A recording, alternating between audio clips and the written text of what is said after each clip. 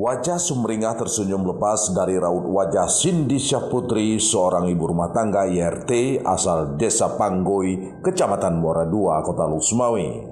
Semuanya itu tak lepas dari berhasilnya IRT tersebut memenangkan gebiar hadiah undian vaksinasi massal paket umroh ke Tanah Suci yang digagas oleh polisi daerah Polda Aceh.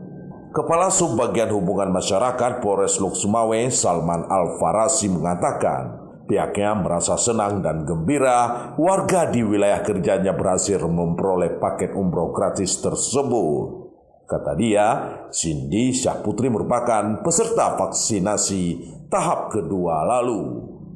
Pesan untuk masyarakat lain tentunya marilah untuk vaksin di Gerai Polres Sumawe masih menerima. Artinya bukan karena umroh, namun untuk menambah imun, menjaga kesehatan kita daripada masyarakat yang belum divaksin.